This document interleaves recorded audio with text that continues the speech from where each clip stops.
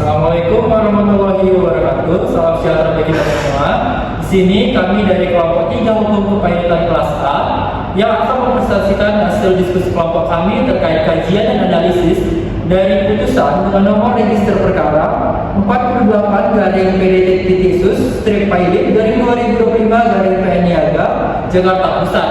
Di sini saya sendiri Mika Putri Ginting dengan NPM 2312-011494 dan rekan saya Muhammad Andi Akbar dengan NPM 2312-011282. Saya Francisco Jonathan Tadulu dengan NPM 2312-011275. Dan saya Ekania Gris Ibrahim Yamin dengan NPM 2312-011438. Saya Siti Gloria Buruswinga dengan NPM 2312-011258. Nah, baik, sebelum kita memasuki pada kajian dan analisis putusan tersebut, saya akan membacakan kronologi singkat pada perkara permohonan pailit ini. Yang dimana pada tanggal 15 Agustus 2025, PT Unilever Indonesia mengajukan permohonan pernyataan pailit ke Pengadilan Niaga pada Pengadilan Negeri Jakarta Pusat yang kemudian didaftarkan dengan nomor register 48-PDT-Sus/Pailit/2025-PN Niaga Jakarta Pusat. Permohonan ini diajukan karena PT Grosir Karya Indonesia yang dimana termohon pailit 1 telah melakukan pemesanan produk Fast Moving Consumer Goods atau FMCG milik PT Unilever Indonesia melalui 16 purchase order selama periode Maret hingga April 2024 dengan nilai total Rp2.792.892.977, di mana pemohon telah menyerahkan barang sesuai delivery note dan menerbitkan invoice. Namun termohon pailit 1 hanya membayar sebagian besar sebesar Rp231.734 dan mengembalikan sebagian produk senilai Rp444.951 sehingga menyisakan sisa utang pokok sebesar Rp2.063.076.292 yang telah jatuh tempo dan dapat ditagih. Kemudian pemohon telah berulang kali mengirimkan surat peringatan dan somasi, namun termohon tidak melunasi utang tersebut. Selain itu, pemohon juga mendalilkan adanya utang pajak pertambahan nilai ataupun PPN kepada Direktorat Jenderal Pajak sebesar Rp280.116.136 sebagai kreditor lain. Pemohon lebih lanjut memohon agar direksi dan komisaris termohon turut menyatakan pailit secara pribadi berdasarkan doktrin piercing the corporate veil karena dianggap lalai dan tidak melaksanakan tugas dengan etikat baik. Nah, teman-teman, di sini kita akan analisis dan kaji siapa pemohon ataupun penggugat dan termohon ataupun tergugat dalam putusan pailit ini. Di mana pemohon pailit adalah PT Unilever Indonesia, suatu perseroan terbatas yang bergerak di bidang produksi dan distribusi barang kebutuhan rumah tangga. Termohonan pailit terdiri dari 4 pihak, yaitu termohon pailit 1 yaitu PT Grosir Karya Indonesia ataupun perseroan terbatas, dan termohon pailit 2 yaitu Johannes Dominikus sebagai direktur utama. Yang ketiga adalah termohon pailit Amirullah Kadir ataupun direktur, dan yang keempat adalah Christian Lintom ataupun komisaris dalam perseroan terbatas Grosir Karya Indonesia. Dalam permohonan ini, pemohon tidak hanya menargetkan perseroan sebagai debitor, melainkan juga berupaya memberikan tanggung jawab pailit secara pribadi kepada direksi dan komisaris berdasarkan teori penyingkapan tirai perseroan ataupun piercing the corporate veil.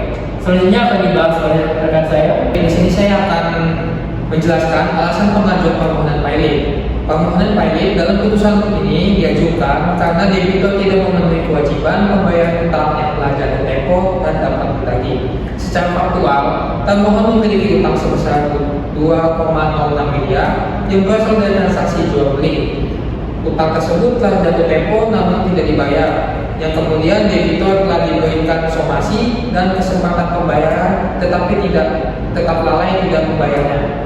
Bahkan debitur mengakui adanya utang namun tidak merealisasikan pembayaran. Secara yuridis, kondisi ini telah memenuhi pasal 2 ayat 1 Undang-Undang Nomor 37 Tahun 2004, yaitu 1. Adanya utang, 2. Utang telah jatuh tempo dan dapat dibagi, 3. Tidak dibayar oleh debitur, 4. Debitur memiliki lebih dari 1 kreditor. Dengan demikian, permohonan pilot diajukan karena telah terpenuhinya seluruh unsur-unsur kepailitan secara sederhana, sehingga kreditor berhak meminta penyelesaian melalui mekanisme kepailitan. Baik, di sini saya akan melanjutkan alasan Majelis Hakim Pengadilan Niaga mengabulkan ataupun menolak permohonan tersebut. Yang dimana Majelis Hakim Pengadilan Niaga Jakarta Pusat menolak permohonan pernyataan pilot karena tidak terpenuhinya syarat formil sebagaimana diatur dalam pasal 2 ayat 1 UU PKPU, yang dimana ada syarat formil dalam permohonan pilot tersebut terdiri dari dua unsur yang bersifat kumulatif. Yang pertama itu debitur harus memiliki minimal 2 kreditur dan debitur memiliki utang yang telah jatuh tempo dan dapat ditagih. Artinya kedua syarat ini harus terpenuhi secara bersamaan. Jika salah satu tidak terpenuhi, maka permohonan pilot tidak dapat dikabulkan. Dalam perkara ini, Majelis Hakim menilai bahwa pemohon hanya mampu membuktikan dirinya sebagai satu-satunya kreditur, sementara kreditur lain yang didalilkan tidak hadir dalam persidangan dan tidak dapat dibuktikan secara sah sebagai kreditur. Dengan demikian, secara hukum hanya terdapat satu kreditur, sehingga unsur pluralitas ataupun 2 kreditur itu tidak terpenuhi. Karena syarat formil tidak terpenuhi, Majelis Hakim berpendapat bahwa permohonan sudah cacat sejak awal. Oleh sebab itu, hakim tidak perlu lagi mempertimbangkan syarat materialnya, meskipun dalam fakta persidangan untuk permohonan sebenarnya terbukti ada dan bahkan telah diakui. Dengan demikian, alasan utama penolakan permohonan ini adalah karena tidak terpenuhinya syarat minimal 2 kreditur, sehingga permohonan pilot dinyatakan ditolak secara hukum. Baik, selanjutnya siapa kurator dan hakim pengawas dalam perkara ini? Jadi dalam putusan nomor 48 dari PDTSU Pilot 2025. Nah, langsung dalam putusan ini aja harus disebut. Baik, selanjutnya Siapakah kurator dan hakim pengawas dalam putusan nomor 48? Tidak cak anjing. Apa putusan Satu, dua, tiga. Nggak usah masa. Baik, selanjutnya siapakah kurator dan hakim pengawas dalam putusan ini?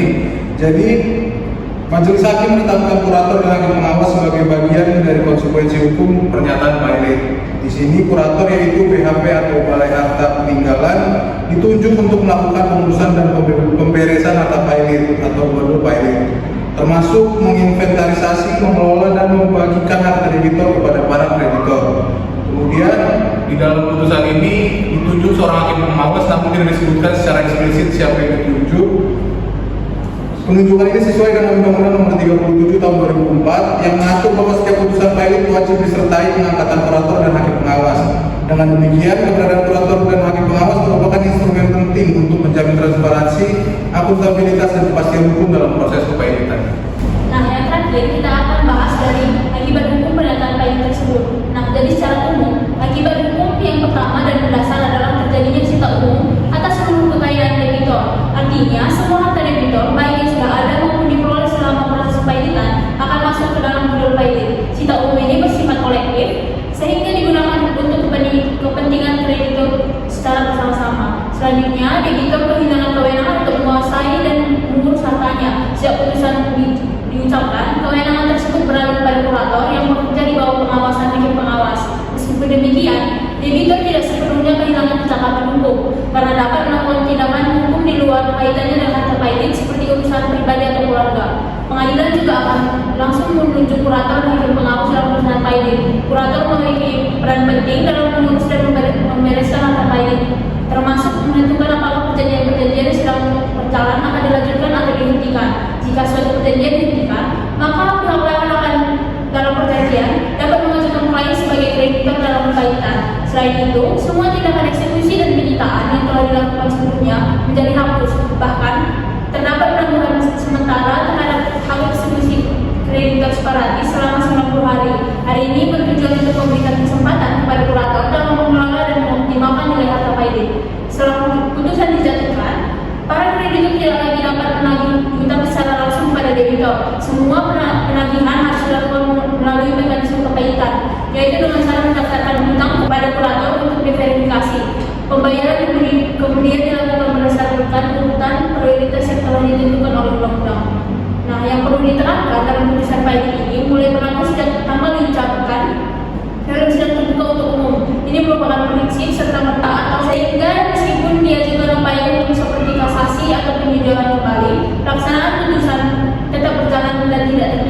Selain itu, yang menjadi patokan adalah tanggal pengucapan putusan, bukan tanggal musyawarah majelis hakim.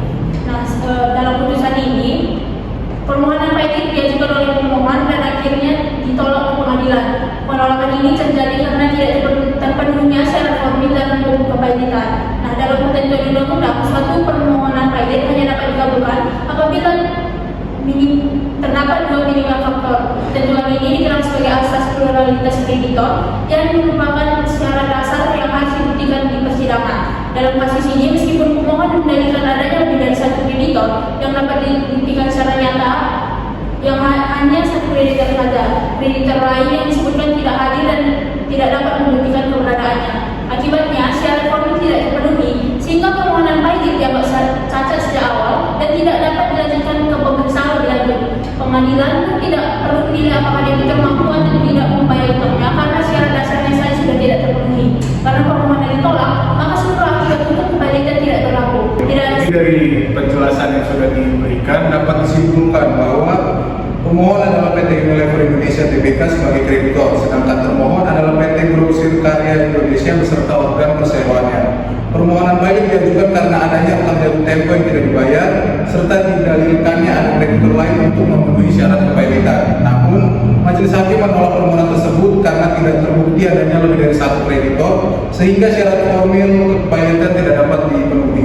Putusan ini menegaskan bahwa syarat pluralitas kreditor merupakan unsur krusial dalam permohonan pilot yang harus dikuatkan secara sah agar permohonan dapat dikabulkan. Baik, sekian presentasi hasil diskusi dari kelompok kami. Mohon maaf bila ada kekurangan atau kesalahan. Terima kasih.